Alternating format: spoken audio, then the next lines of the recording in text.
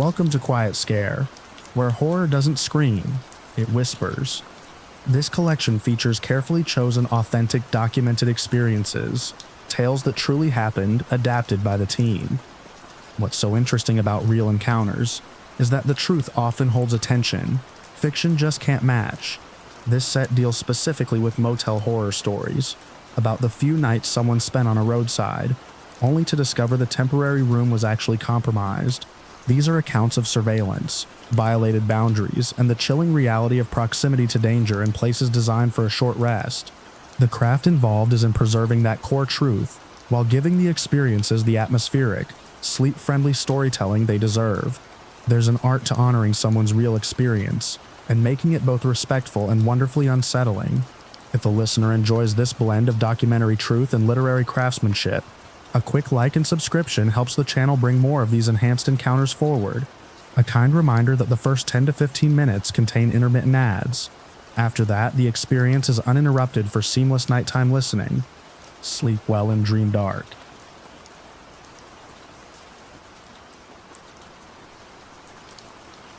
I picked the motel because it wanted to be invisible. One story, an L around a lot full of pickups, a single soda machine glowing by the office, desert air that scraped your teeth dry.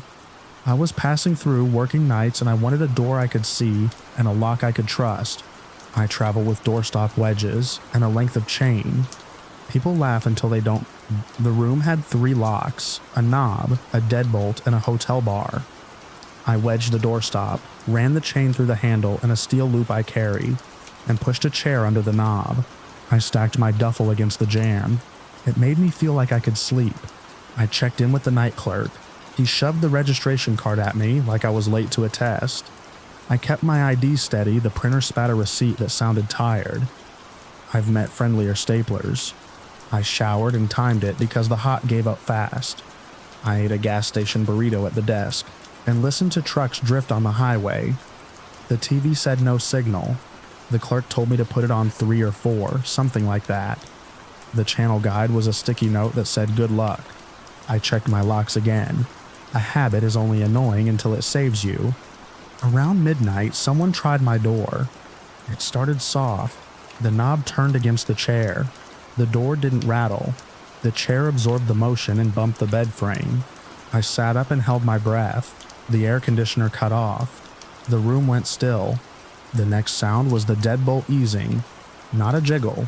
A clean click. Metal receiving metal the way it's supposed to when a key fits. Then the bar lock caught and took the pressure. The door moved a fraction. The swing arm held. My wedge dug in. The chain pulled tight.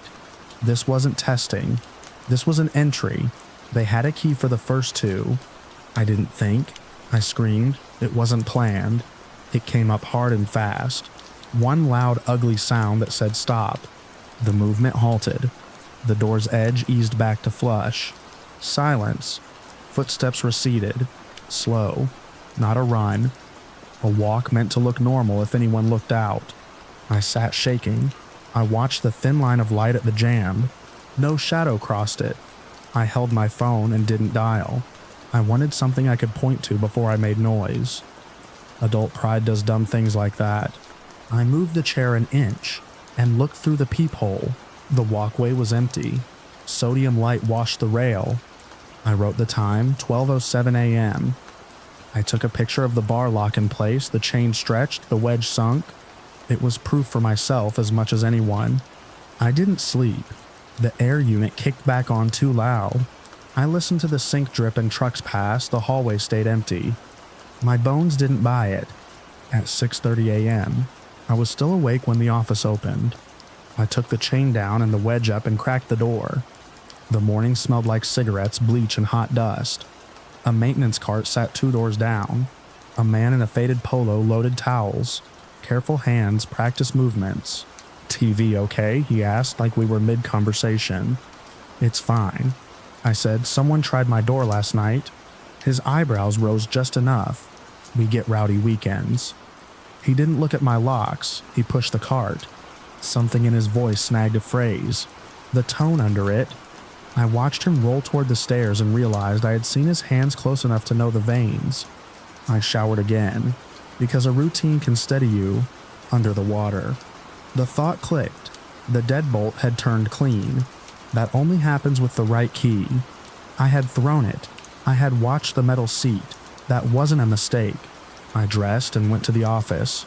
New clerk in a baseball cap. I explained what happened. He said he'd check the log. He flipped a thin notebook. No disturbances marked. He said maybe I hadn't latched something. I asked for the manager. I asked for the number. He wrote it on a pad and tore it off. Nothing says we care like a phone number on warm paper that smells like toner. Back in my room, I put the chair under the knob again. I called the non-emergency police line. I gave the address, the room, the time.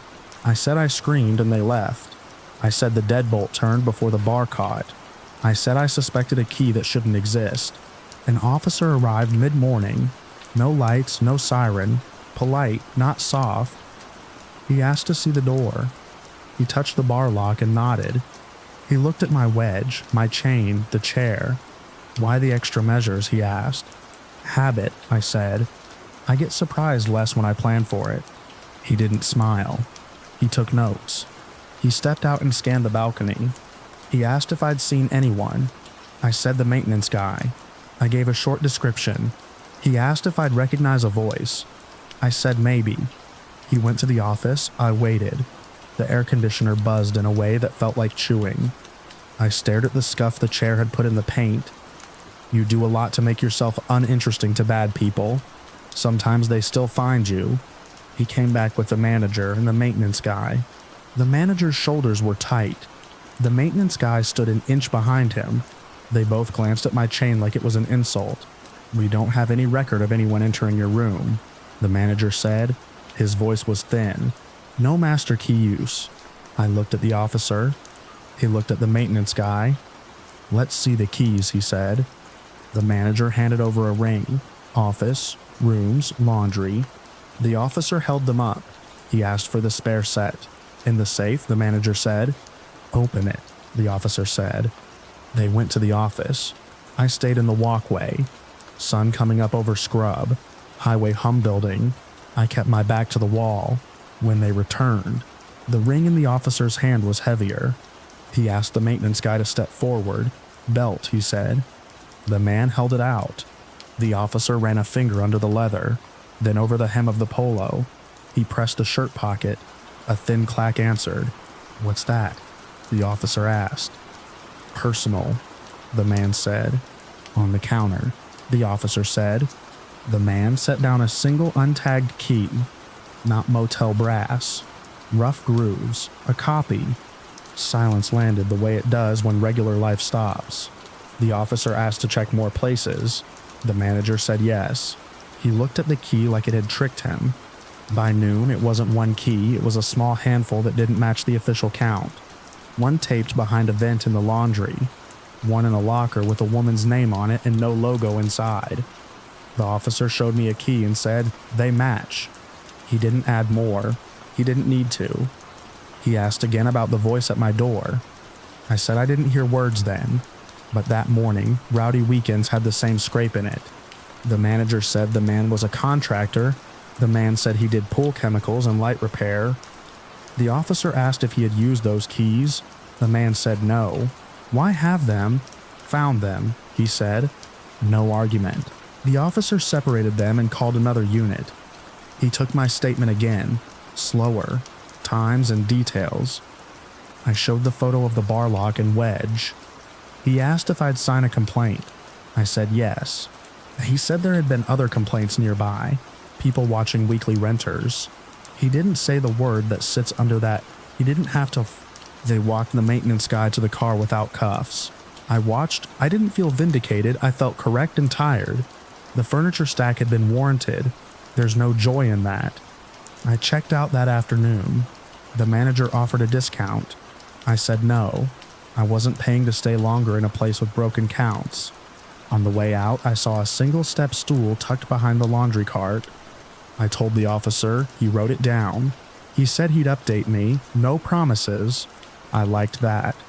I drove east with the sun in the wrong place. For anyone well-rested, I stopped for coffee in a town that disappears 2 exits later. I watched my driver's mirror, not because I expected anyone, because vigilance sticks. That night, different motel, same routine, deadbolt, bar, wedge, chain, chair. I slept in short pieces. The door stayed quiet. In the morning, the officer left a message. The keys were illegal duplicates. They were looking into other rooms. He thanked me for reporting. The manager was cooperating. I recognize the maintenance guy now. When I replay the night, not sixth sense, just memory, a voice that crossed a line at my door, even if it was only an inch. I don't need to know what he planned. The category was clear. If you want a lesson, I don't have one. My locks don't make me brave. They make me practical. They bought me time to scream. That was enough. The desert feels empty until you see how many places there are to stand and watch someone walk to their room. I still take end units. I still carry the wedge. I still sleep better when there's a chain I put there myself. I don't apologize for a chair under the knob. That comfort is mine to keep. Outcome: I stayed alert. I named who stood outside my door, even if daylight had to help. The police handled the rest without drama. It wasn't a grand ending. It was a perimeter that held and a line someone else crossed before the system reached them.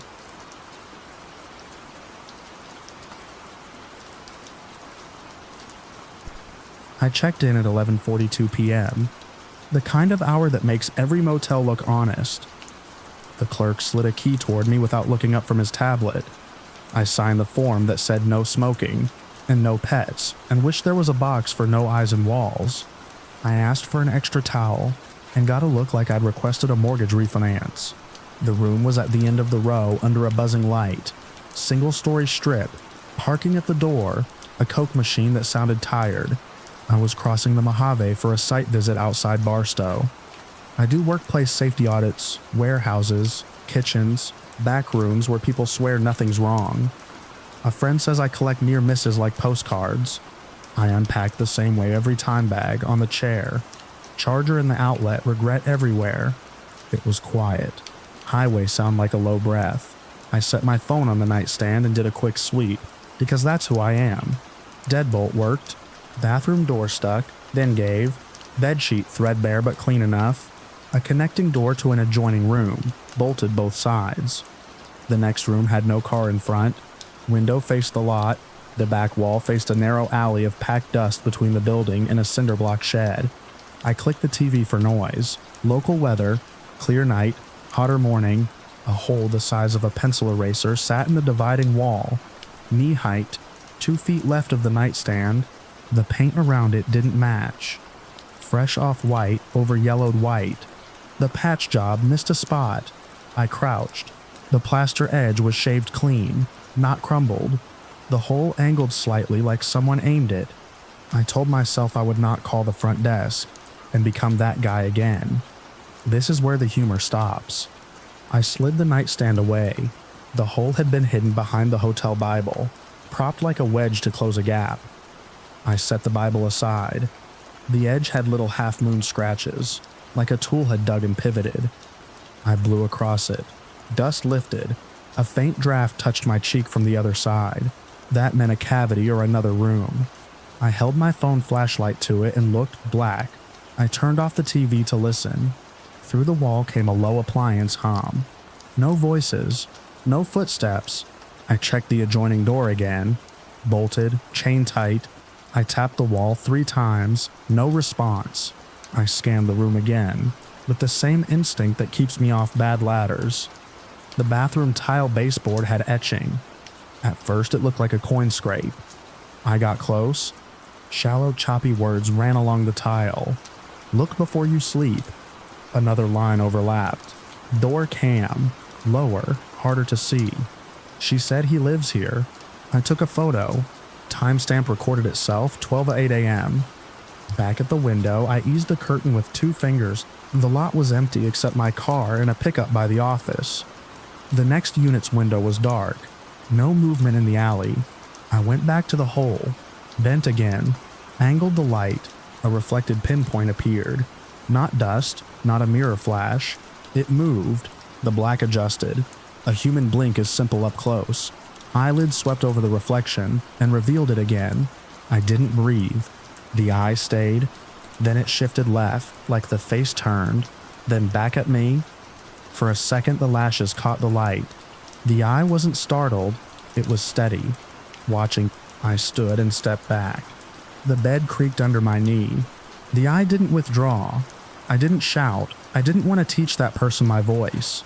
I mapped the structure the way I've been trained. The wall line to the corner, bathroom, counted the steps in my head, pictured the alley and the shed. The whole wall backed the unoccupied room, and beyond that, a narrow void or utility. The hum sounded like a mini fridge next door. The eye could be in the empty room, or a crawl space between studs. I packed while I thought, laptop, charger, boots on without sitting. Putting my face near the hole again wasn't happening.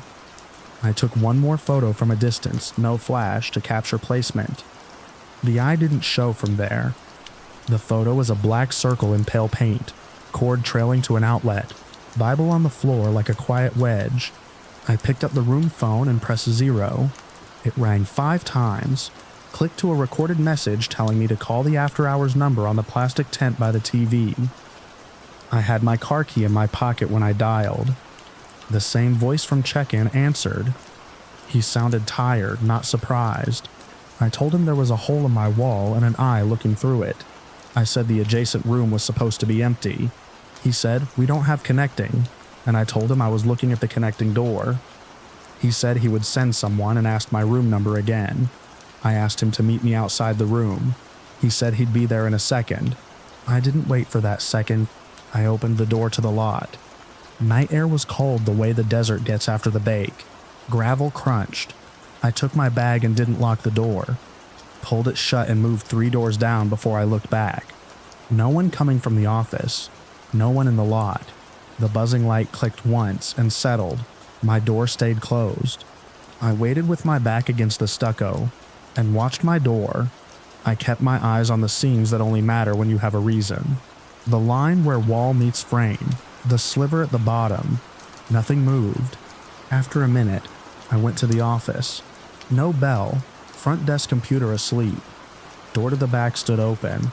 A radio muttered behind the wall. I said hello into air. No answer. I knocked on the jamb and called out that there was a security issue. Neon buzzed. Radio shushed. I stood there and watched.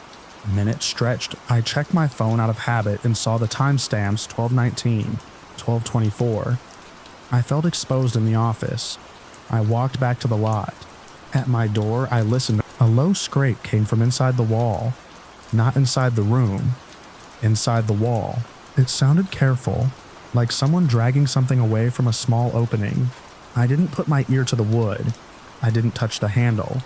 I went to my car and got in. I turned the engine without the headlights. I backed out slow and kept my eyes on my room. Nothing moved. I left the lot and parked across the highway in front of a closed diner. I called the county sheriff's non-emergency line. I told the dispatcher I had evidence of someone watching guests through a wall. I gave the address and my name. She said a deputy would check it out. I confirmed the details. Then I drove back and parked in view of the office door with my lights on. The deputy arrived at 12:51 a.m. Deputy Salazar. Calm, direct. I showed her the photo of the hole and the etched warnings. I used words like observed, adjacent unit, possible crawl space. She asked if anyone approached me or tried my door. I said no. She asked where the clerk was. I said I hadn't found him. She tried the office door. Unlocked. She called out and got no answer. She asked me to wait by the patrol car while she checked my room. She stood to the side of my door, told me to stay put, and knocked. She announced herself, keyed in and entered with her hand on her light. Less than a minute later, she came out. Neutral face real situation. Not a crisis. She asked to see the etched tile. We went to the bathroom. She crouched, looked, took photos. She got low by the hole and leaned not close enough to give anyone a shot. She used her light. Then she stood and said we were going to the adjoining room. That door was 112.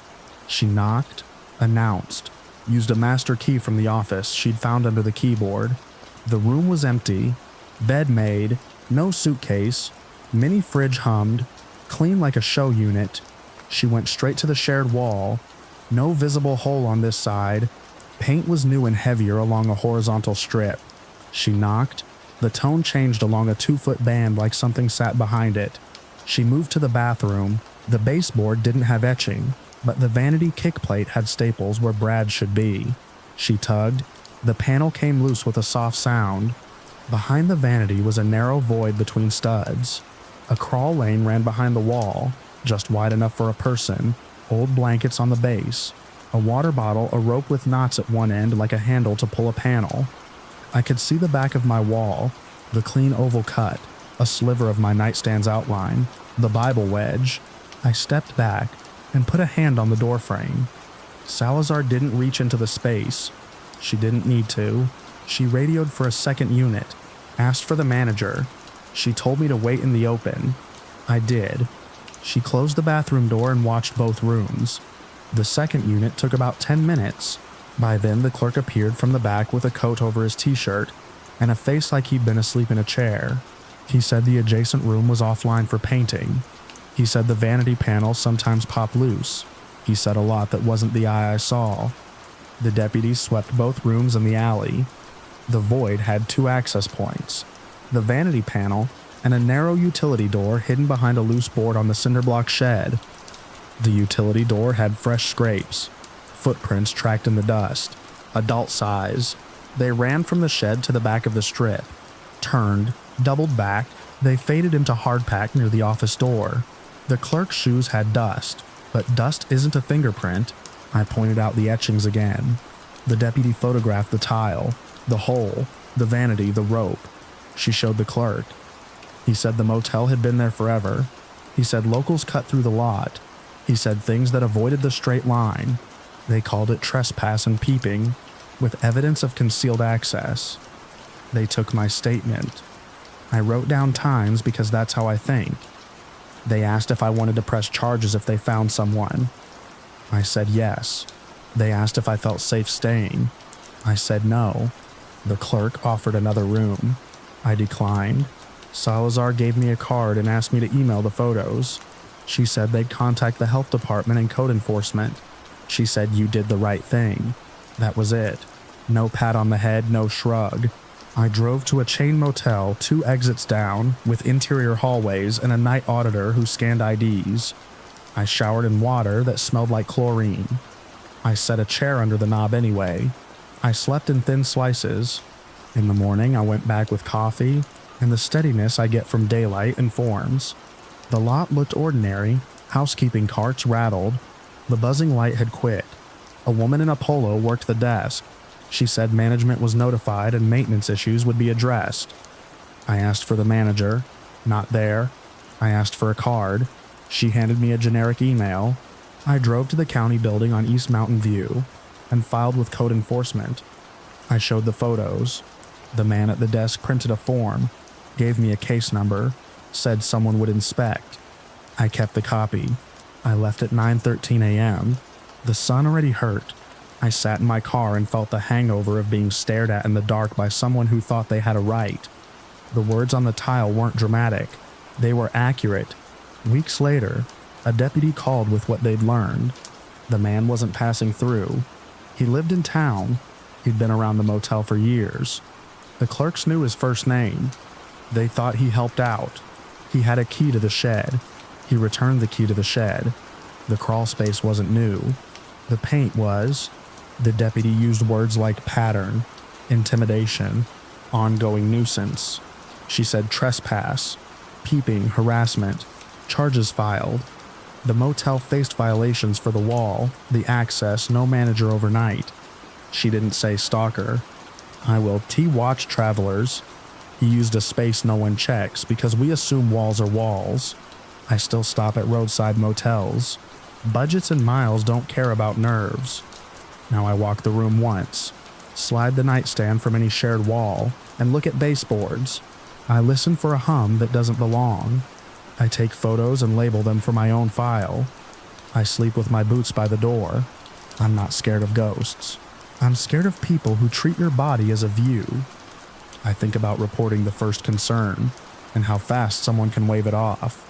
I think about how quickly you can become part of someone else's habit without ever learning their name. If you ask what kept me safe, it wasn't bravery, it was a lazy patch line and a Bible out of place and 3 shallow words scratched into tile that made me look. I looked, and I left, and I reported, and I'm still looking every time I slide a nightstand away from a wall.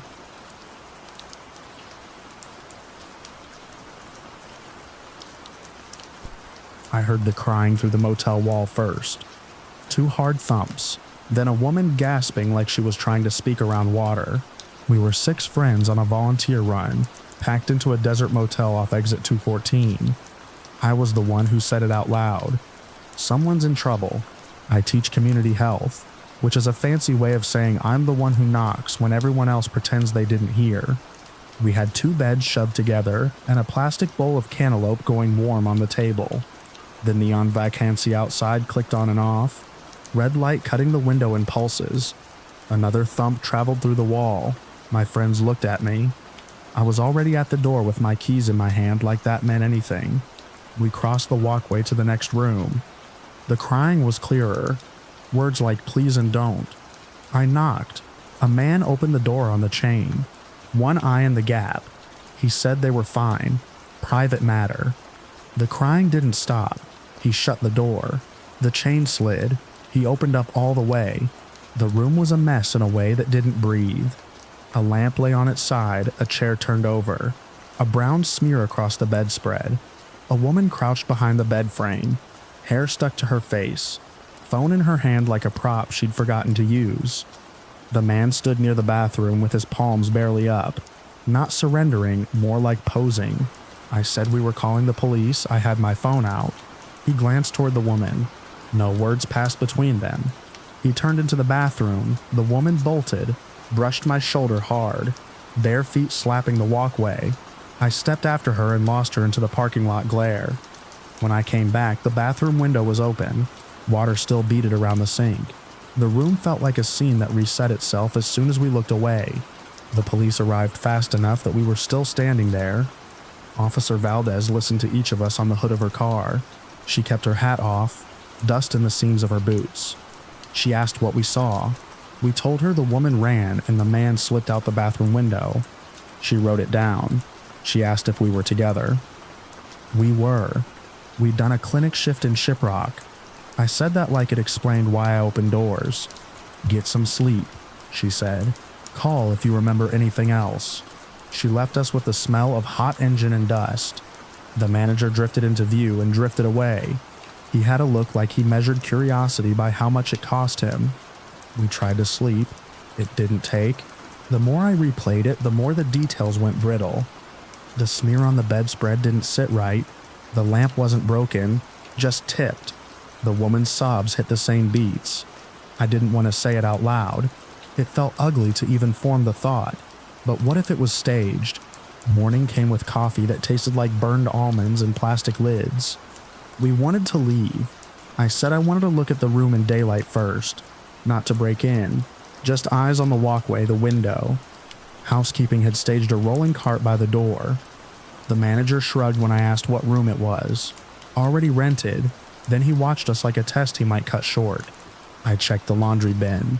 Towels on top. A duvet cover inside out. On the underside, a reddish bloom. I touched it with a tissue. It flaked, not tacky, not the way dried blood crumbles into dark grit. More like pigment. Under the bed frame, a tiny nail hole with chalky residue around it. On the lamp base, a small sticker half peeled. Pro P209A. That word hit me harder than the night before. Probe. At our table, I pulled up my laptop. The room smelled like old shampoo and hot dust. I searched for Stage Domestic Dispute Motel. A forum thread came up from long haul drivers. A local blog. A reporter in a nearby town. Same pattern. A criminal outfit in the corridor used fake fights in motels to see who would step in. If you knock or call, you get marked. A sedan tails you. Sometimes they just want to know if you're law enforcement. Sometimes they want you to learn to mind your business. I didn't like how cold that made me feel. Not fear. Not yet. More like realizing you already gave someone your name without knowing it. I looked through the curtain at the lot. A dark sedan idled across the lanes. No front plate I could see at that angle. It sat longer than a normal car sits when the engine's on. I kept the curtain pinched with 2 fingers and watched it not move. We checked out. It was fast and quiet. We put our bags in the hatch and pretended we weren't rushing. The sedan rolled as we rolled. We pulled onto the highway, and it followed at a clean 2-car distance. That kind of space that reads as trained. I told myself it could be nothing. It stayed there through 1 exit, then 2. It did not pass. It did not fall back. The sun beat the road into a white strip. Heat shook off the asphalt. My hands gripped the wheel too hard. I saw a service road I'd clocked the night before by a cell tower. I signaled early like a boring driver. I waited for the sedan to float left. Then I dropped right across the rumble strip onto the service road. Gravel crackled up into the wheel wells. The sedan braked and overshot. It turned late. Tires spit dust. I cut behind the tower and killed the engine. We sat there in the shadow and didn't breathe for a second too long. The sedan rolled past at the far end and kept going. It didn't stop. It didn't back up. No one felt brave in that moment. Just awake. We turned around and headed for the small town we'd passed the day before.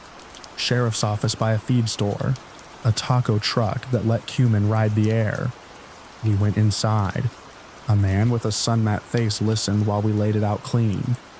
The scene, the prop sticker, the flaking stain, the forum posts, the sedan. He didn't write at first. He watched like he weighed weather over land. "You didn't get a plate," he said.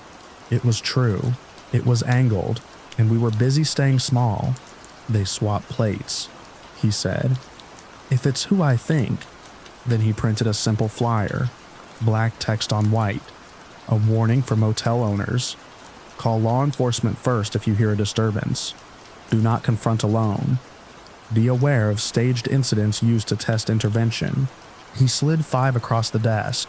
Drop them where you stop. I took them. Paper felt too light for the weight of the night. I asked him what happens to people who step in and don't figure it out. He pressed his hand flat on the desk. Mostly they get spooked and stay spooked. It wasn't advice. It was a short report. We drove back to the motel because it was on the way out. The neon vacancy clicked in daylight like a bad habit. The manager took the flyer with a shrug. He said people fight and he can't call the cops every time. I told him he could be the call that lets the cops decide. He stuck the paper near a lost dog notice and a Bible study flyer. It felt like the right place for it. Somewhere people look when they're already worried. We left. The sedan didn't show again. I didn't relax. Vigilance is a muscle that cramps when it starts working. I posted a short note on the forum we'd read. Staged fight next to our room. Prop lamp label. Flaking fake blood on the duvet underside. Man exited bathroom window. Woman ran barefoot. Sedan tailed us after we intervened.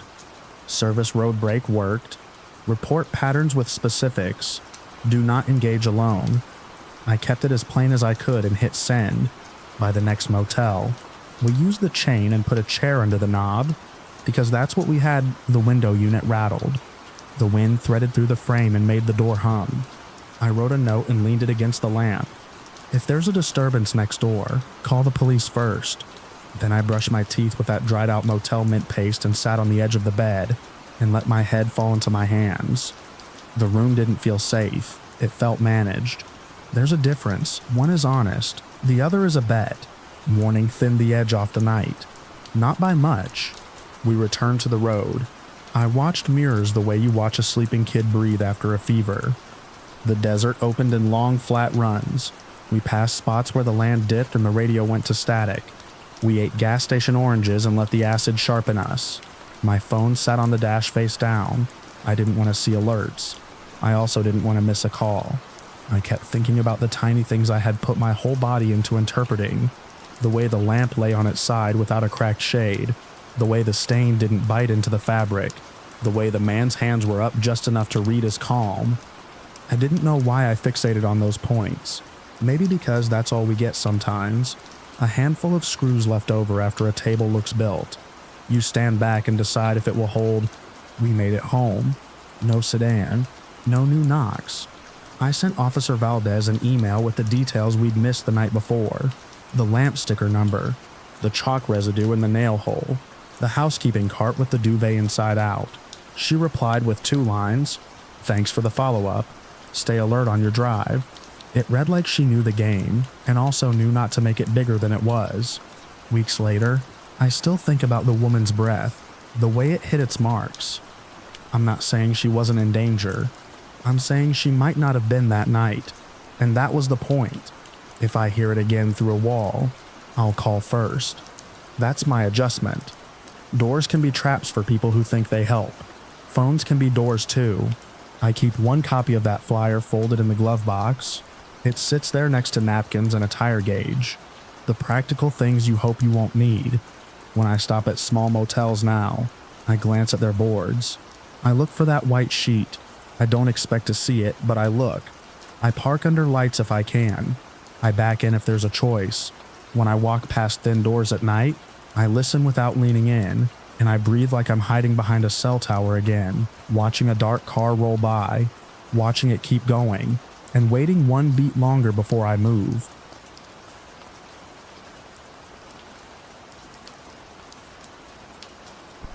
By late evening, the front office at the High Desert Lodge felt like a fishbowl with the lights on. Bugs tapped the glass.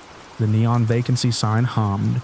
I sat behind the laminate counter with the night ledger open, peeling a sticker off my coffee cup and listening to the ice machine cough. He came in with road dust on him, ball cap, windbreaker with frayed cuffs, head tipped down like his neck hurt. I pegged him for a long haul type, or someone who wanted to look like one. Room for the night, he asked, voice soft and careful. ID and card, I said, sliding the pen across the counter. He gave me an out-of-state license and a card with a sideways shimmer. I typed the name into the system. The card chirped red, declined. Happens sometimes, I said. At the lodge, nothing was the house tone. He didn't blink. He tried another, then a third. Each one beeped and spit back the same message, declined. Cash, I asked. Don't carry cash, he said, and pressed a 4th card into my hand. This one. It went through, approved. I printed the receipt and had him sign. His handwriting leaned uphill like it was climbing out of a ditch. I gave him 2 keys. Our system still used brass, and told him which door had the busted deadbolt and which didn't. He took a single key in one of the maps nobody actually needs. Early checkout, he said, before dawn. Breakfast starts at 6. I said out of habit. He nodded and left the way he'd come. Quiet, in heavy boots. I filled in the ledger line, clipped the ID copy to the receipt, and pinched the cup sticker into a little comma. Out back, the machines droned. The only other guest that night was a man from Arizona who'd come for a funeral and kept waking up to smoke. At midnight, the phone rang. Sheriff's office. The night dispatcher asked if I'd seen anyone matching a description. Male, average height, ball cap, windbreaker, traveling alone. If I did, call, don't approach. The voice had the tired kindness they save for clerks who make $14 an hour and work alone. Anything I should know, I asked, keeping it light. Just keep the doors locked, she said, and if you see him, call. I told her I would. Hung up, locked the office door, and checked the security monitors just to feel like I was someone who checked security monitors on the screen. The lot was a still frame, 2 pickup trucks parked crooked, the suspect's sedan, under the busted lamp, are showing everything desert sky. He came back to the office window around 1. I heard his steps before I saw him, the mat outside giving that tired sigh. He didn't press the bell, he just stood there, cut blue by the neon, until I looked up. Small smile now, a little sheepish. You got any snacks? The machine's not taking bills. I buzzed the window slot and slid him crackers and a bottle of water. He slid back 3 ones, creased sharp, up close. His jacket smelled like cold metal. You driving through or visiting? I asked. Pointless talk keeps things normal. Through, he said. eyes flicking over the corkboard behind me with its coupons and faded trail map. Long road. He looked at the stapled stack of receipts like he was memorizing it. He didn't look nervous. He looked attentive. People confused the two. He thanked me and left. On the monitor, his back moved past the busted lamp. The windbreaker shifted at the shoulders like something was bundled in the lining. Old habit, I clocked shoulders before faces. Around 3, I reconciled the drawer. The first 3 declines were flagged as suspected fraud by the system. The fourth, the one that went through, had a gray mark that usually means manual override authorized. I hadn't overridden anything. I wrote guest requested early checkout on the registration card in the little corner where I record quirks, extra towels, late arrival, early departure. It keeps the day clerk sane. At 4:30, a knock, not the bell, the kind of knock that expects authority to open for it. 2 deputies in khaki filled the doorway with the dry air behind them. One I knew from high school. They smelled like coffee and sage. "Morning, Mara," the one I knew said, tilting his hat brim. "We're looking for a guest who checked in within the last few hours. Might match what dispatch called you about." "We had one," I said. "Room 7. They shared a look that wasn't relief so much as purpose. "Can we see the ledger?" I pushed the book over. I was suddenly more aware of my handwriting than I'd ever been. The deputy traced the line with a finger, then took the copied ID in the receipt, zip code, name. "You get a vehicle make." "Small dark sedan," I said, "parked under the broken light." "Of course he did," the other deputy murmured, and radioed something flat and fast. They went to 7.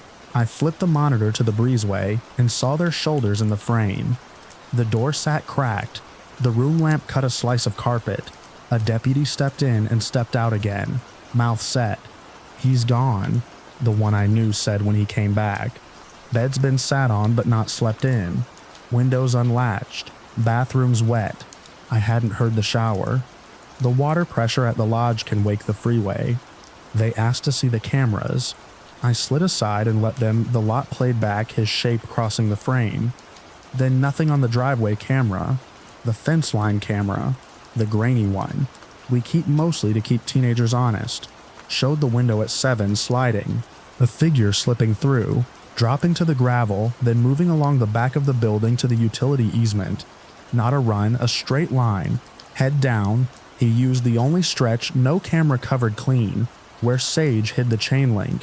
You'd have to scope it in daylight. He'd scoped it. "What's he done?" I asked. I meant it casual. My voice hopped a half step anyway. They looked at each other for permission that wasn't theirs. The one I knew took a breath. "We think he's connected to a missing person out of Red Mesa. We're securing the area." I nodded like words could help. They were polite. "Careful. People get careful with you when they want something." The sun shouldered in around 5:30, a thin rind of orange along the low hills. A couple trucks slowed on the highway because that's what people do when cruisers are parked anywhere. The motel yard smelled briefly like a river, even though we haven't seen enough rain to wet a bottle cap in weeks. One deputy walked the easement and crouched where the chain link bows at the bottom. He lifted something with gloved fingers. Paper bag. In the office, the radio barked names and roads. I printed another copy of the receipt. Because they asked, and because pressing the button made a noise that sounded like doing something. By dawn, the lot was active in the quiet way. Trouble makes things move.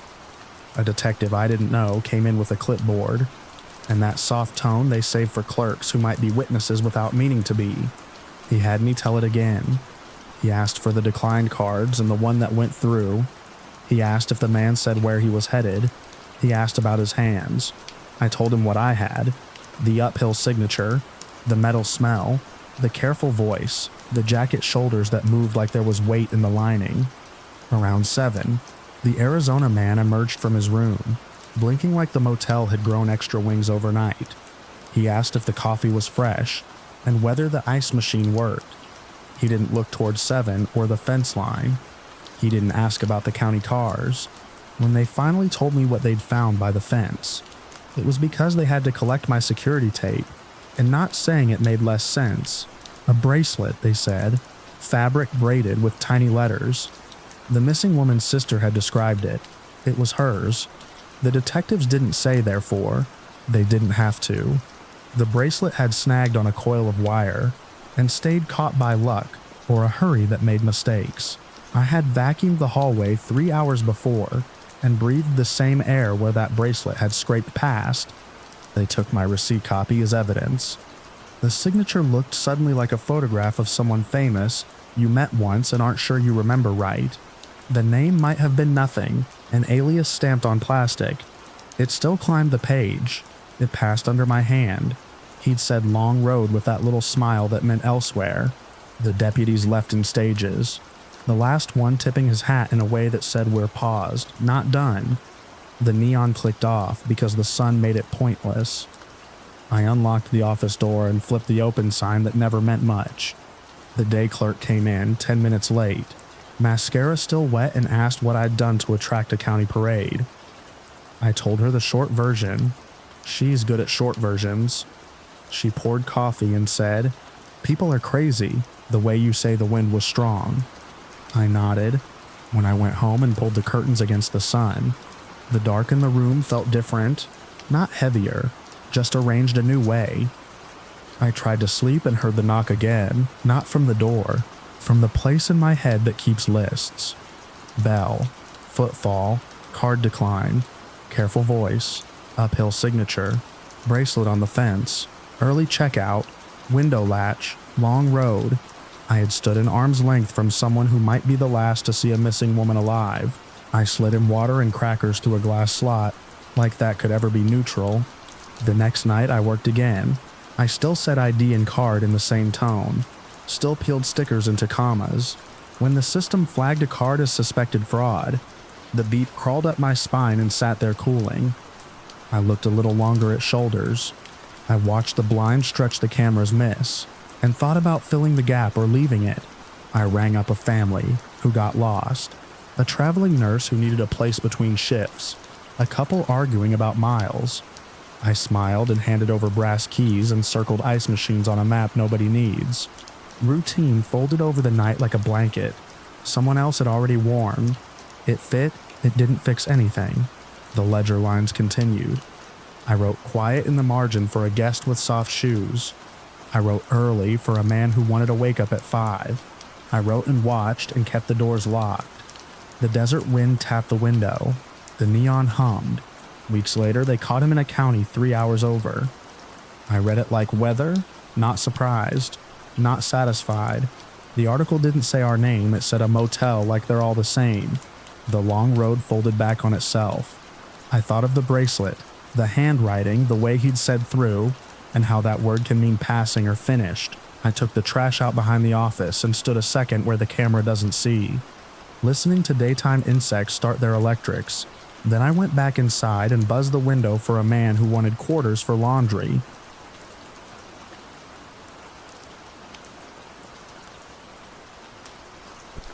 I booked the motel because it was the only place with vacancy within 60 miles.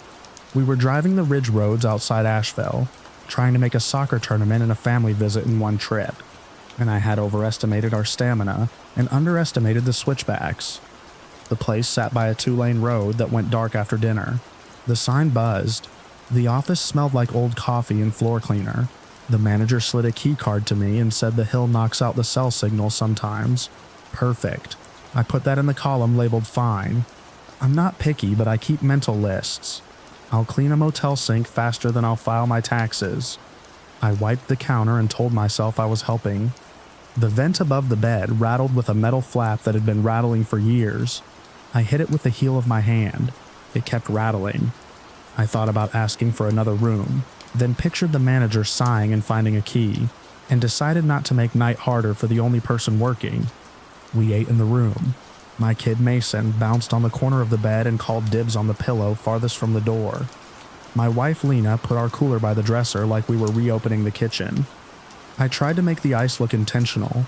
The TV remote worked on the second try, which felt like a small win. I told myself I'd call the office about the vent after showers. Then we all collapsed. I set the alarm for 6. I made a joke about leaving before the continental breakfast stampede. 15 people around one waffle iron turns me into an economist.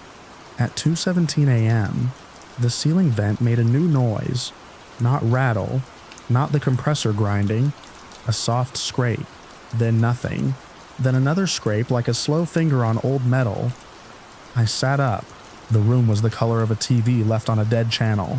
I held my breath. The scrape came again, farther back in the duct. I listened long enough to know it wasn't the same rhythm as the fan. I watched the vent. I didn't wake anyone.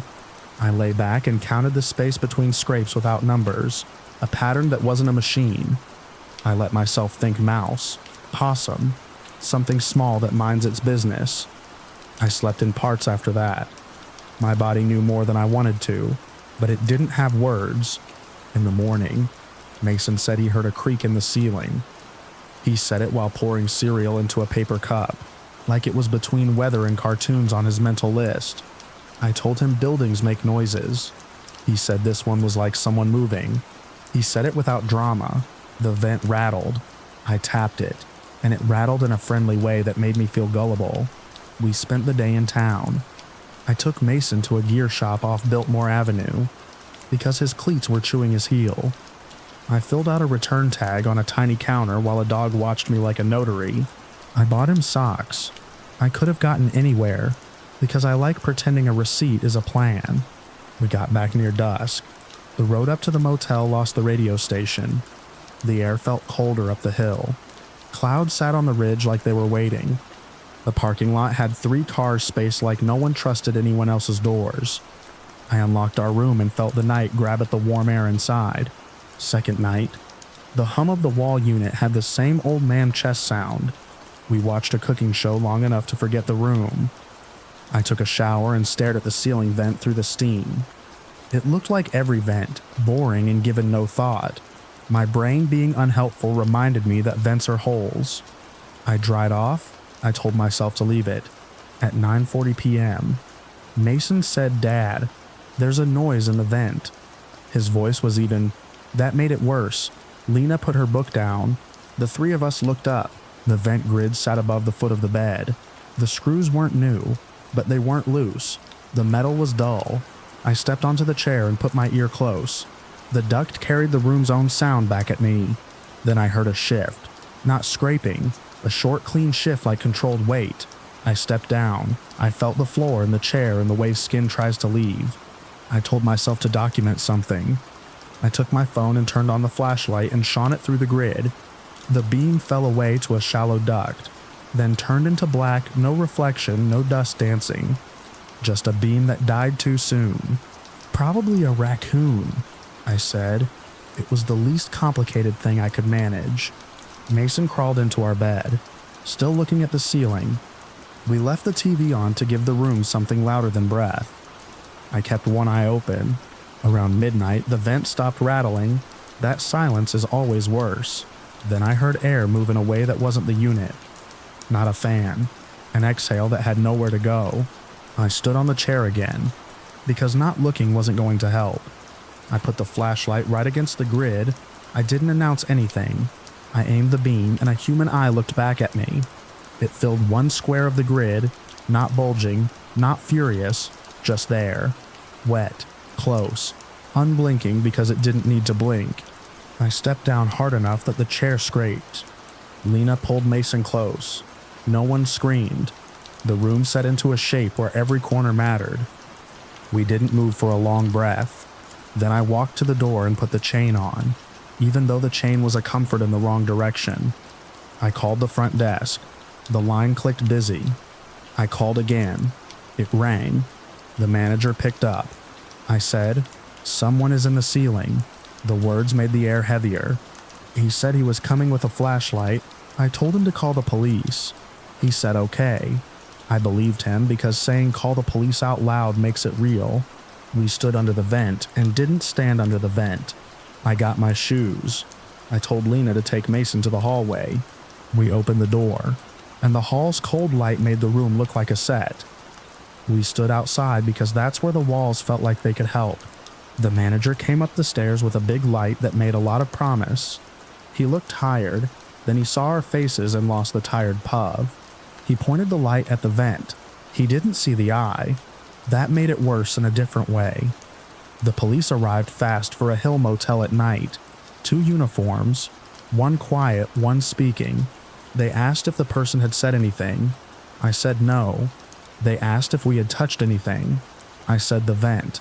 They nodded. One officer went to the office with the manager to get the master key for the attic hatch in the hallway.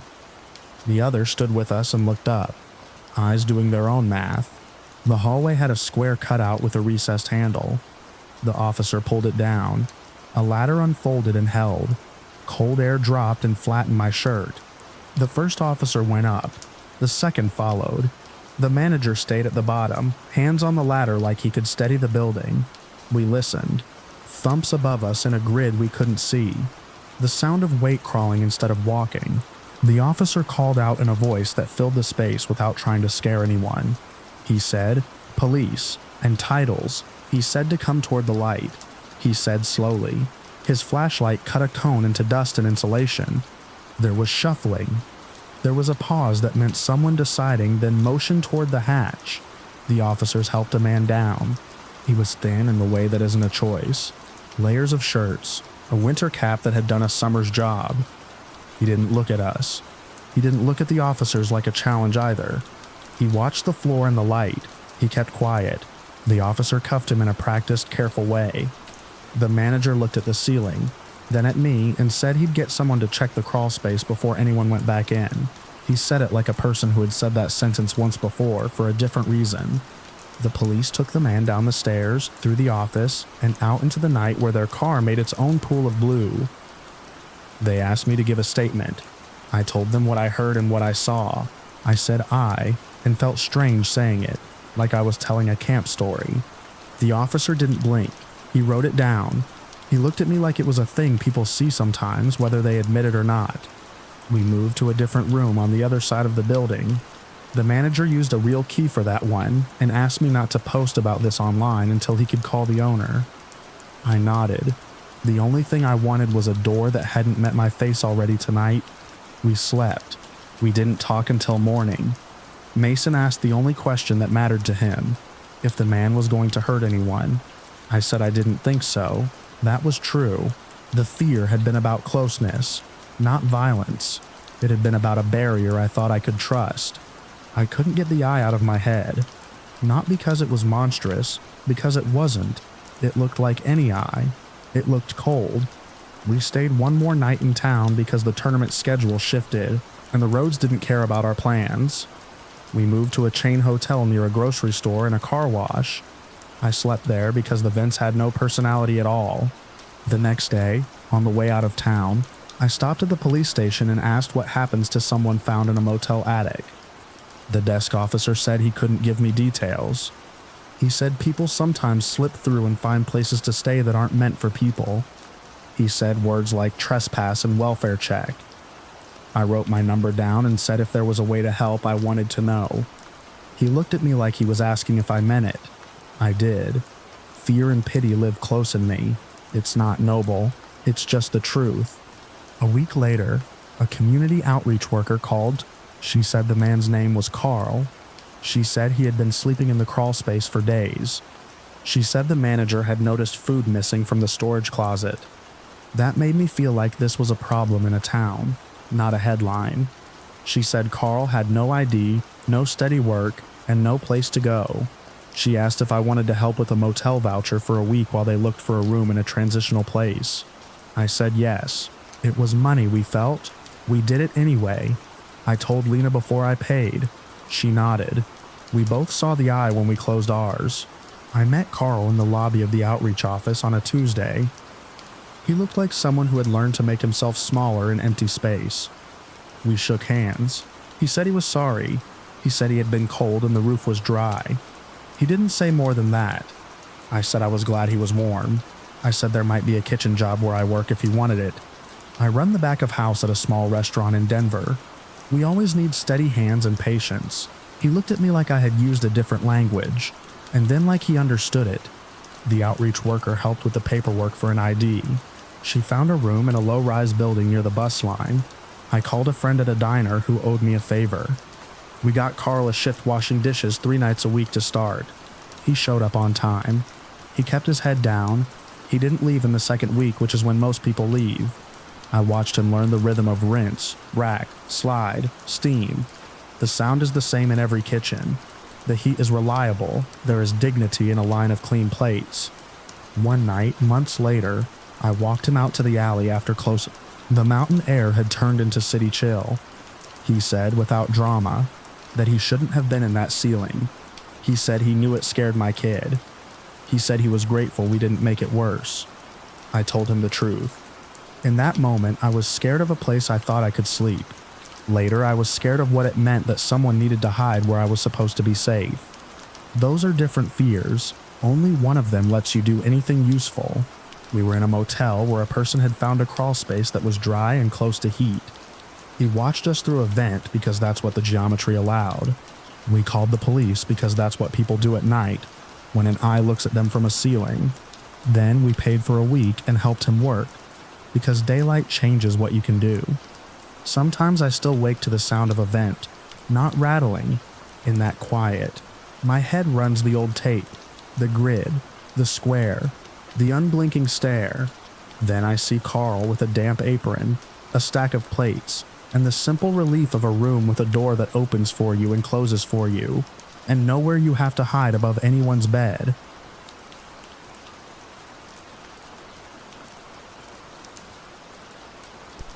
I checked into a budget motel on Lamar Boulevard in Austin because my flight was delayed and I didn't want to drive home past midnight.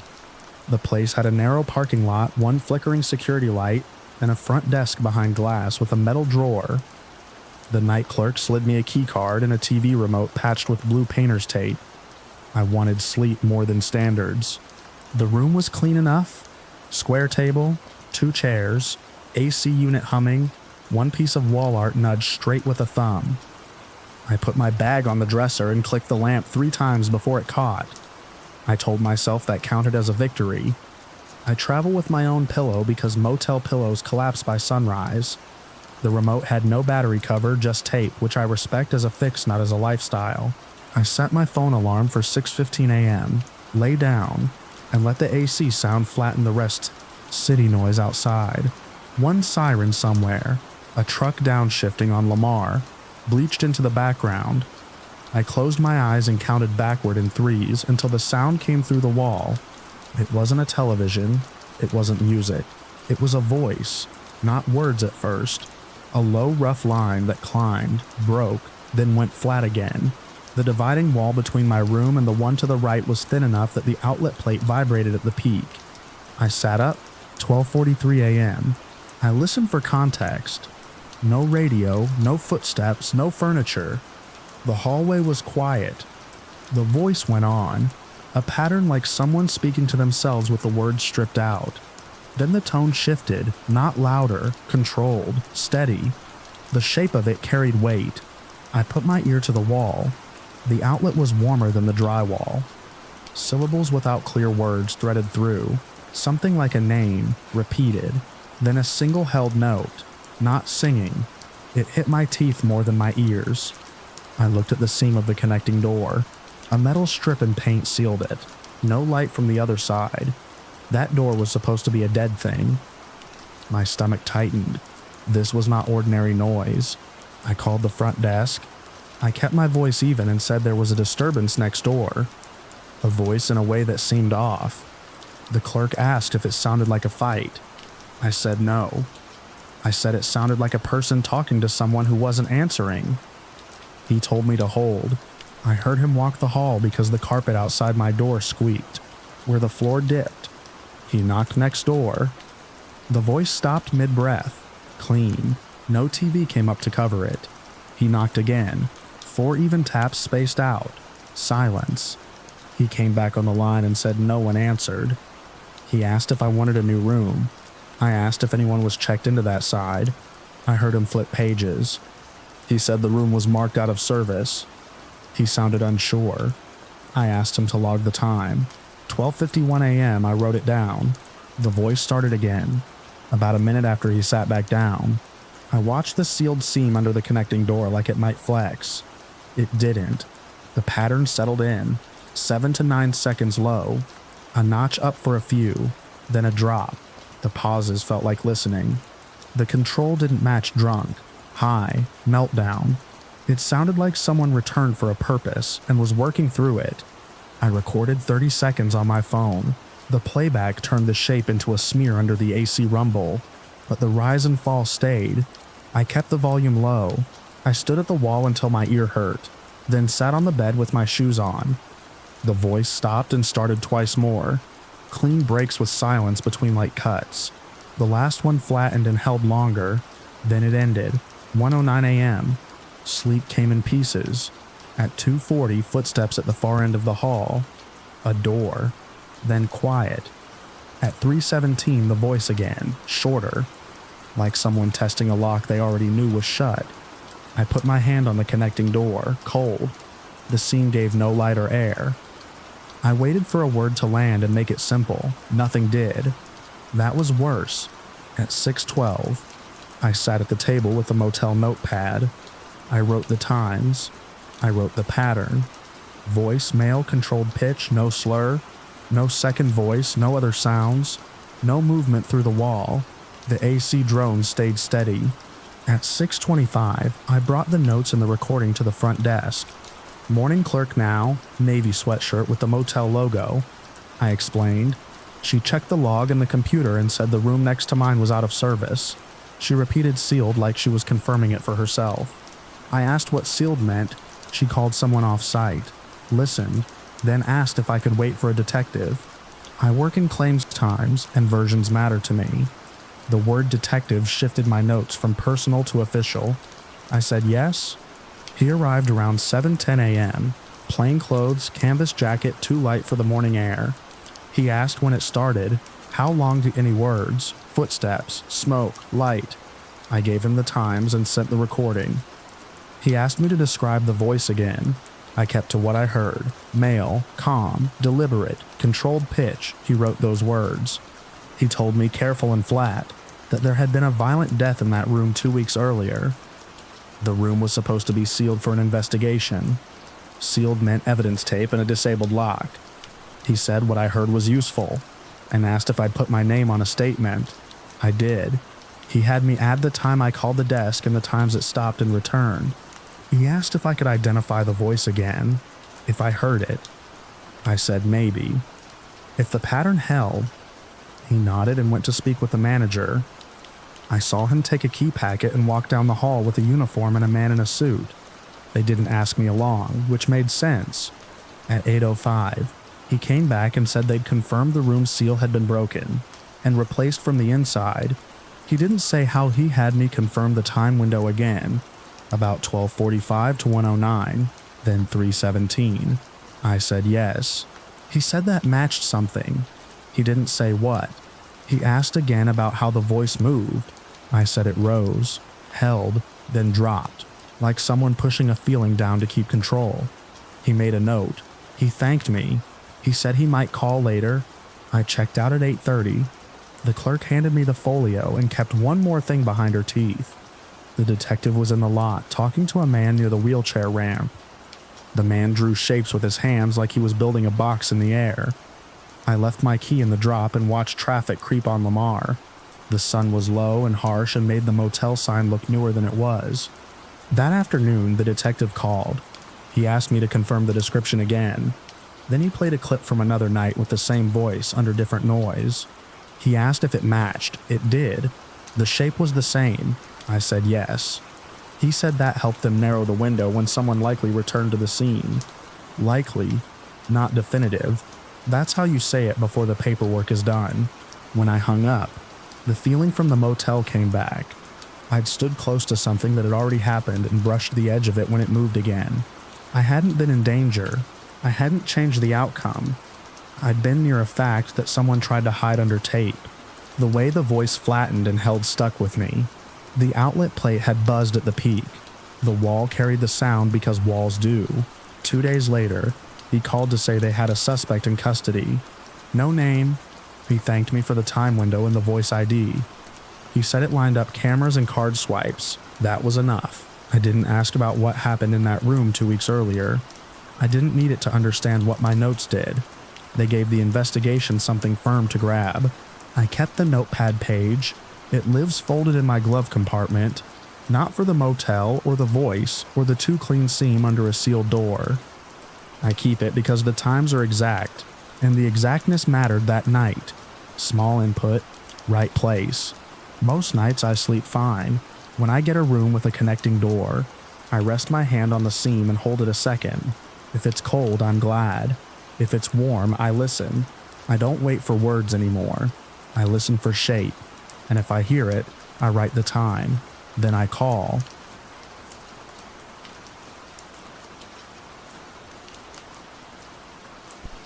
I checked into a roadside motel outside Estes Park because the weather turned ugly in the pass, and I was done gambling with mountain curves and black ice.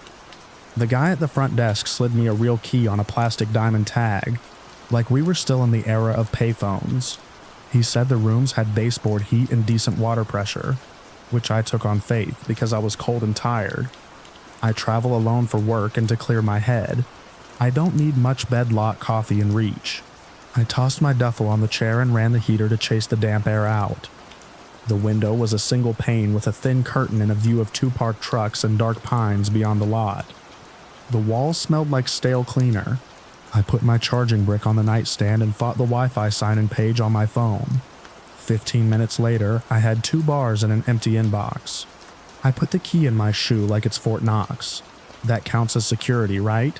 I locked the door twice and set my phone camera to face the window, just to record the snow picking up. Not a safety plan, just a habit, something to keep my hands busy so my head stayed quiet. I heated a cup of water in the loud microwave and dunked a tea bag that tasted like paper. The mountain quiet after business hours felt solid. I leaned against it.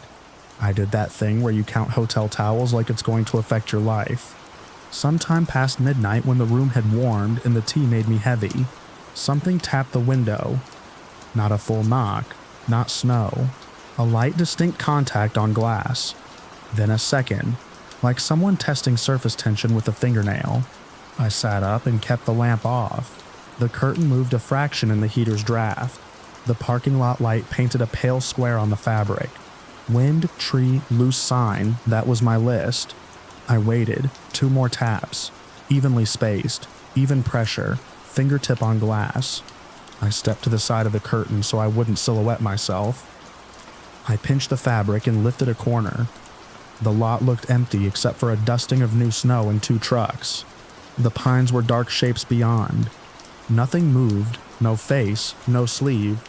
I dropped the curtain. The heater clicked. I told myself the glass flexed from the temperature shift. The next taps came in a short run. Light. Deliberate. I felt them in my teeth. I raised my phone and hit record on the video already pointed at the window. The tiny red dot glowed. I didn't narrate. The tap stopped. The silence after pressed in. I counted out a minute, in a low voice to keep my breath even. At the end of that, 3 polite beats landed on the glass tap, tap, tap, like a door knock scaled down and moved sideways. That was the line for me. I shut off the heater, pulled on my boots without socks, and took the key in my wallet. I put my hand on the door and listened. The hallway outside was a long rectangle with caged bulbs every 20 feet. It sounded like nothing. I opened the door slow and stepped into the hall. The patterned carpet ate sound. The air was cooler. I shut the door and checked the handle. It caught. I kept my phone recording at my side. Halfway down, 3 doors away, I heard it a knock. Clean. Knuckle on hollow core. 3 beats. A pause.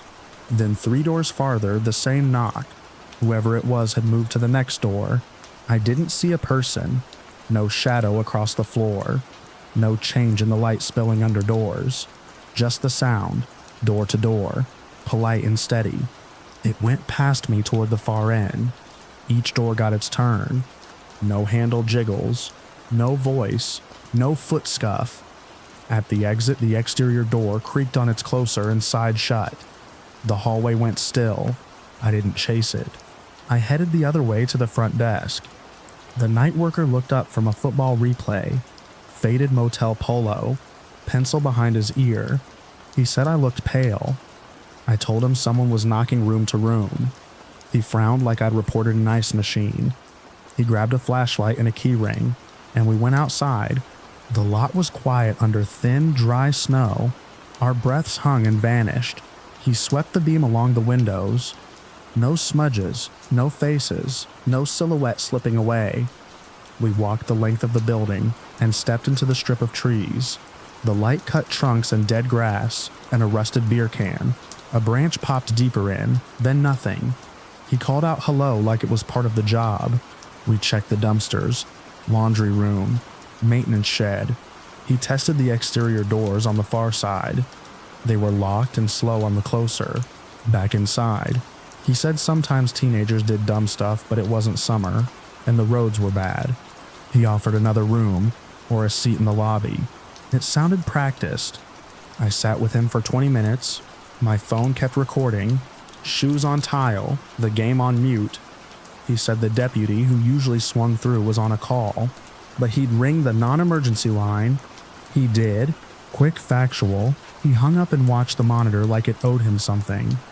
Back in my room, I stood in the center and named what was there. Bed, chair, curtain, window, heater, door. I turned on the corner lamp so the room had no dark pocket. I pressed my fingers to the glass. Cold, a faint vibration from wind. I checked the recording. The camera had caught the taps and not much else. Lot light glow, my hand with the curtain, that was it. That's what you get in places like this. Sound without picture. I lay down in my boots and waited for morning. Sleep came in short drops. Around 3, a soft series of taps came again. Not the glass this time. Somewhere against the wall. Then silence. I watched the strip of light under the door. No change. Solid line. My jaw ached from clenching. When the sky shifted from black to dark blue, I packed and went to the desk with my phone. My plan was simple. Show the worker the clip, get it logged. Check out, a different guy was on duty.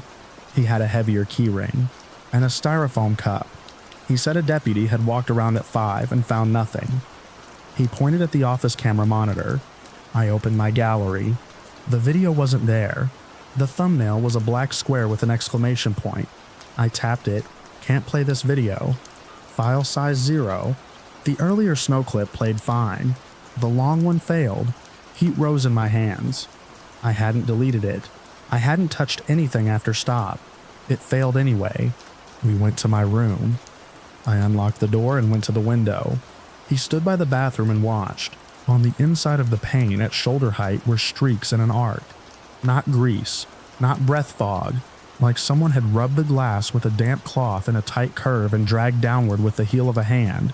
They caught the side light. They weren't there the night before. He touched the glass and checked his fingers. Nothing.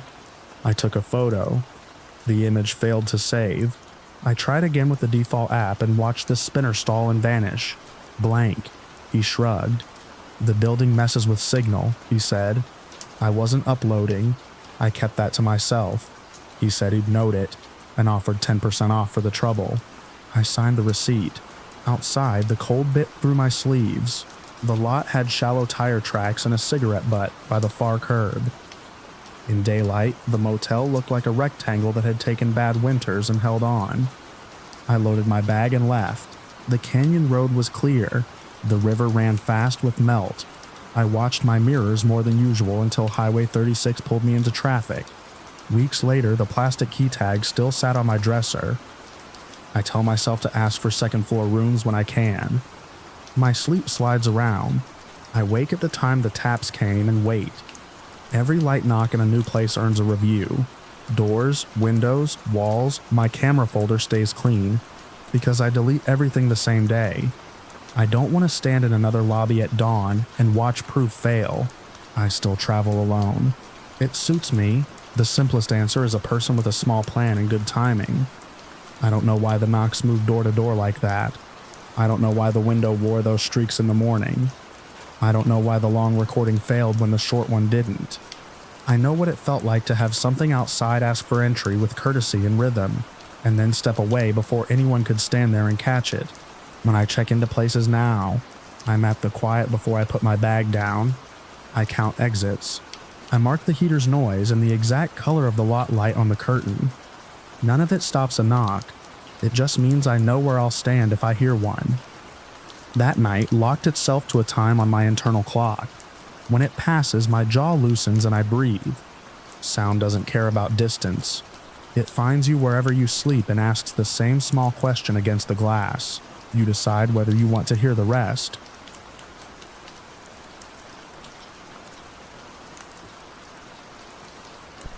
I was the only car that pulled off I-70 at midnight into the Cedar Bluff motel lot. 2 hours west of Kansas City, the vacancy sign buzzed. The office smelled like old coffee and lemon cleaner. I signed the card, took a brass key on a cracked orange tag, and told myself I'd sleep 6 hours and hit the road before dawn. I travel for site surveys, small crews, smaller budgets. I'm good at being alone. I parked by room 12. The hallway light outside my door flickered. I clocked the geometry, one exit onto the lot. Ice machine by the stairs. If something went sideways, the fence line broke near a dumpster with a gap to the frontage road. I do this kind of planning on long trips. It calms me, not because I expect trouble, because I hate surprises. I lugged my bag in. The room was a rectangle. Bed, bolted nightstand, a little table under the window. The wall unit rattled and spit cold air. I sat on the end of the bed and checked my phone. 2 bars, good enough to load a map. I set an alarm for 5:30 and plugged in. A soft knock came 10 minutes later. I froze. Another knock, with a pause after, like the person was listening. I went to the door and looked through the peephole. A woman stood there in a green hoodie, young, maybe 20. Her sleeves swallowed her hands, hood up, hair either wet or stringy, eyes wide. She shivered, or she wanted me to see her shiver. I'm the sort who stops for broken down cars and dogs without tags. I've left grocery lines to help someone get a heavy box into a trunk. People have done that for me, and I try to pass it on. That's my wiring. Tonight, it vibrated like a tripwire. I didn't open the door. I said, "Can I help you?" through wood and chain. She said she locked herself out of her room. Her boyfriend was gone with the key. The night clerk wouldn't answer. She asked to use my phone to call him. She sounded small and embarrassed. It hit the nerve it was meant to hit. I thought of my mother telling me to answer a cry for help. I also thought of the lock and the empty lot and the way she looked down the hall between knocks, like she was checking timing. Both things were true in the same second. I kept the chain set. I said, "What's his number? I'll dial and put it on speaker." She stalled, said she couldn't remember, then recited a number with a slow cadence. I put my phone on speaker and dialed. It rang. A man answered on the second ring. He didn't say hello. He said, "You're in 12, right?" I'm pulling back in. Unlock the door so she can warm up. We're almost there. It wasn't a question. He knew my room. My chest got tight. The peephole showed no car yet, but someone was down the hall near the soda machine. A shape in a black jacket. Not moving, just there. I ended the call. The woman knocked again. Sharper, "Please, just for a minute?" My instinct said to open. My memory felt like a better tool. A story about a door chain. A foot jammed through the gap. The fast shove. Times I'd been too trusting and lucky. I said, "I'll get the clerk." I stepped to the window and peeled back a corner of the heavy curtain. The lot was almost empty. A silver SUV sat by the far exit with its lights off. The man by the soda machine lifted a phone to his ear. The woman shifted her weight and angled her shoulder toward my door like she was measuring distance. I stood still and listened. Nothing from adjacent rooms. No other TVs. No coughs. Either everyone was out or the block around me was empty. I ran one more test. I said, "I'm calling the front desk and the police. If you need help, stay there." I said it loud enough for the hall. The man by the soda machine moved for the first time. He drifted toward the stairs, casual, like he was suddenly thirsty for ice. The woman's face changed, annoyance, quick, before she put the scared look back on. The SUV's parking lights clicked on for a second, then off. That was my escalation. No more polite moves, practical steps. I put my sneakers on. I grabbed my wallet and keys. I slid my bag to the window and set it under the latch. I dragged the table toward the door to block the handle. It wouldn't stop a hard push, but it changed the timing. I didn't open the door. I went to the bathroom. The window above the toilet was a crank out. Small, but I'm not big and I like solving stupid geometry problems. I spun the latch and pushed. It stuck, then opened with the sigh of a seal breaking. Cool night air came in, clean and a little damp. I put my phone in my back pocket and called 911. While I climbed into the tub, I kept my voice even. I said where I was and what I'd seen. A woman at my door with a pretense. A man posted down the hall. A vehicle sitting dark by the exit. I said the exact room number. I said I wasn't opening my door, and I was going out the bathroom window to the lot side where I could stay visible. The dispatcher told me to stay on the line. The woman knocked again, harder. "I'm freezing," she said, like a script line. I didn't answer. The man's footsteps came back, then stopped. The hall went quiet. Every quiet thing felt loud. The fan in the wall unit, the little click in the lamp cord when the bulb warmed, the thump of my bag as the table settled against the door. A car rolled into the lot. Not the SUV. Different engine note? I couldn't see it from the bathroom. I eased the screen out of the window and set it in the tub. The frame was exactly as wide as my shoulders. I exhaled and slid through into the night and dropped onto the concrete pad behind the room. The back of the motel was a narrow strip of ground, a chain-link fence, and then a shallow ditch to the frontage road. I kept low pay. The dispatcher asked if I was safe. I said I was outside, moving along the building toward the office. I had to step over an old hose and a busted pallet. The lot side opened up when I cleared the corner. 2 sheriff's vehicles were in the lot now. Blue lights off, headlights on. Quiet approach, the deputy saw me wave and angled that way. I pointed with my whole arm at room 12, and then to the far exit where the silver SUV sat. The woman was no longer at my door. The hall looked empty. The SUV's engine turned over. A deputy swung his headlights to block the exit. Another jogged to the stairwell. The man in the black jacket came down the stairs fast, saw the shift in the lot, and pivoted like he just remembered something in his room. A deputy called out. He stopped. He had that stillness some people get when they know the script from here. The SUV door opened. A second woman in a gray sweatshirt got out and started to walk away like a bored smoker. A deputy called to her too.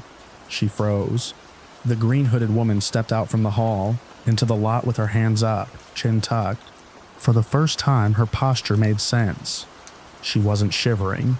She was bracing for what happens when a plan collapses. I stood with my back to the office wall and kept talking to the dispatcher until a deputy waved me over. He took my name and a quick statement.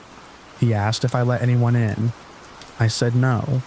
He nodded like that changed the odds. He asked if I called the number back. I showed him my recent call log. He wrote the number down. They separated the 3 in the lot, and a 4th who came out of a room across the hall. A man in a tan ball cap who tried to play it off like he was a guest. They found no luggage in his room. They found 3 plastic key cards on him and a manager's master that didn't belong to him. It lined up without any mystery, organized, simple, ugly. I sat on the plastic chair by the office while they did their work. I looked at the dotted rubber mat under my feet and the bug zapper that hummed by the soda machine. I thought about my mother. I thought about how close I came to unlatching the chain. I thought about the part of me that wants to help, and how it can get wired into someone else's plan. A deputy told me what they suspected. Briefly, reports along this stretch. Solo travelers lured with harmless-sounding problems. A door propped for a quick rush. A room turned into a trap. He asked if I'd wait for the motel owner to pull camera footage. I said yes. It was late, but adrenaline was louder than sleep. The owner showed up in slippers and a jacket. He looked exhausted and grateful. He pulled up the hallway camera on a cheap monitor.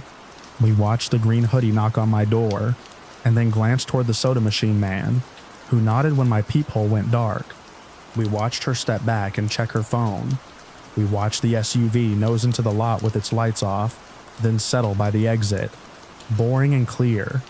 The deputies cuffed all four. The man with the jacket went quiet and stiff. The SUV driver talked too much. The women cried in different ways. No one looked surprised. Dispatch told me they'd file it as an attempted luring of a traveler and coordinate with nearby agencies. I hung up and finally let my breath all the way out. They offered me another room. I said I'd sit in the office until dawn. I drank a paper cup of coffee that tasted like burnt toast. The night clerk apologized like any of this was his fault. It wasn't. He started a load of towels because that was a thing he could fix. At 5, I carried my bag out to the car. The sky guttered gray. The fence line at the back of the lot looked ordinary again. The bathroom window in room 12 was still open. A dark little square. I closed it from the outside and slid the screen back into the frame. It felt like sealing up a hole. As I drove out, I saw the silver SUV hooked to a tow on the shoulder with a deputy parked behind it. I passed the gap in the fence and the ditch to the road. It was all there, a simple path. I took it because I didn't open a door. I still want to help. Now I know which questions to ask first, and what not to ignore. I held 2 facts and picked the one that kept me breathing. They didn't.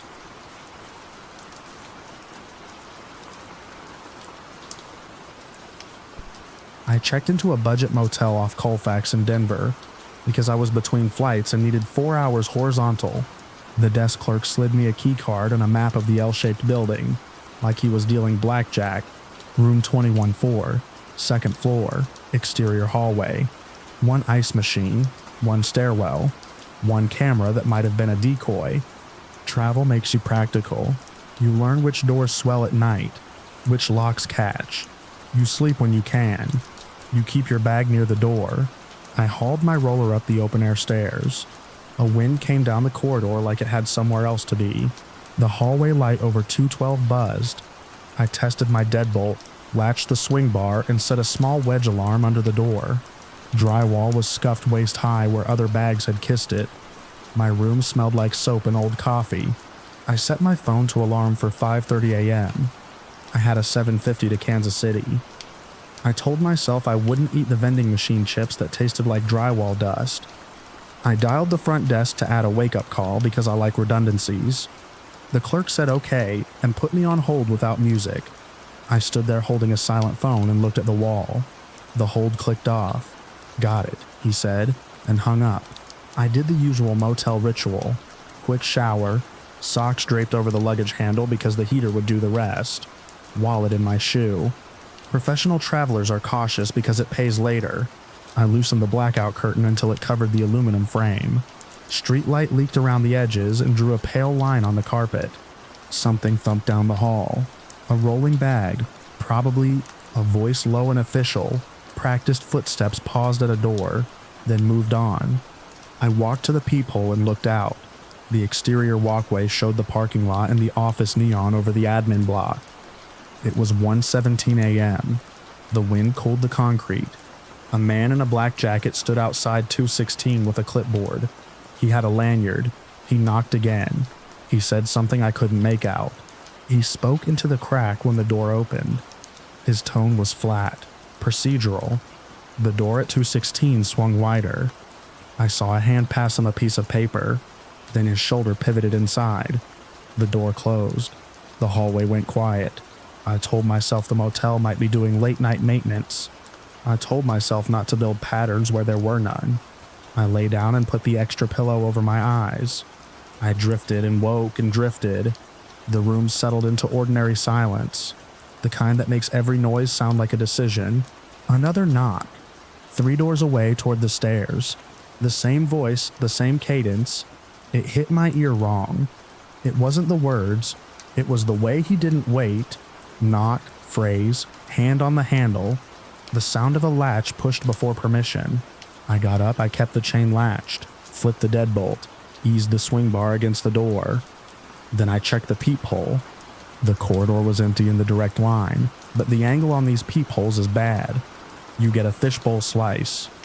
I moved to the window and lifted the lower corner of the blackout curtain with 2 fingers. The walkway ran past my window and the metal stairs down to the parking lot. To the right, I could see the eaves and the top of 21's door. A shadow cut the light. Then the man in the jacket walked into view. Clipboard, lanyard. He stopped at 220 and knocked with a quick rhythm. He spoke again. He listened. He knocked again. The door opened a crack. He peered in and held up his clipboard like a badge. I recorded 12 seconds through the glass. In the video, his jacket looks like any jacket. The lanyard could be anything. He stepped forward. The door let him. There is a point where skepticism tilts. You see what happens to tired, polite people who want to get back to sleep. My phone said 1:28 a.m.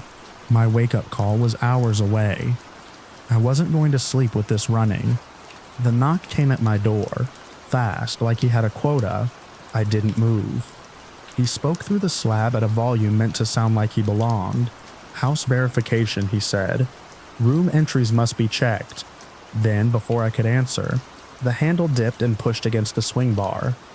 The wedge alarm chirped, a small plastic bird, and shut up when the pressure stopped.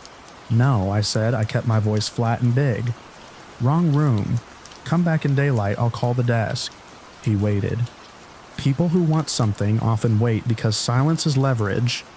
He tried the handle again. The swing bar held. The wedge gave another brief, embarrassed sound. He exhaled once, like he was disappointed, and his footsteps went soft down the concrete. The next knock went to 210. The same words, the same push on the latch. I heard a sleepy voice answer too soft to catch, and the fast murmur of the man selling a script. The door at 210 opened. The corridor swallowed it. That was the confirmation I needed. Caution had kept my door shut. Observation gave me the pattern. I was done being polite. I called the front desk. The ring chopped my nerves into even pieces. The clerk answered with the motel name. I kept it short. Someone was hitting doors with a clipboard saying house verification. He tried my door. He was in 210 right then. Black jacket, lanyard, second floor west wing. The clerk's tone changed like a gear engaged. He told me to stay in my room and not open the door for anyone. He said he was calling security in 911. He asked what room I was in. He didn't ask my name. In the corridor, I heard the muffled scrape of a door and a shuffle like someone pivoting in a small space. The air felt thinner. I stood with my ear to the door because sightlines matter. I shut off the fan so I could hear. The room's air paused, then held. Footsteps, not hurried. Then another set, different weight, heavier heel. A small radio hiss. A second voice appeared, tired and firm. The kind you get from people who are done arguing and have rules that back them up. Words were short and low. The tone said authority without trying. I didn't know what was said. I know what I heard next. Hinges. A door opened all the way. Someone made the noise you make when work turns serious. The second voice said, "Step back." A radio clipped and unclipped. The corridor carried the shift in sound like a change in pressure. In the parking lot, red and blue lit the side of the building in alternating squares. The light bled under the blackout curtain and turned the carpet into a timeline. Doors that had stayed shut creaked open 2 inches up and down the wing. People stood inside their rooms and breathed quieter than they had a minute ago.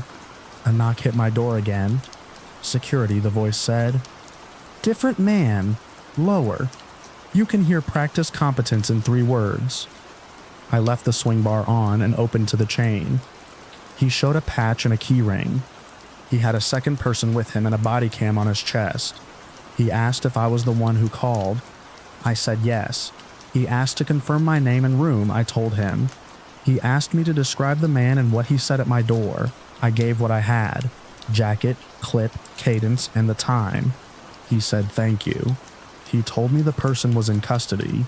He said the front desk would call in a few minutes to take a recorded statement for the police.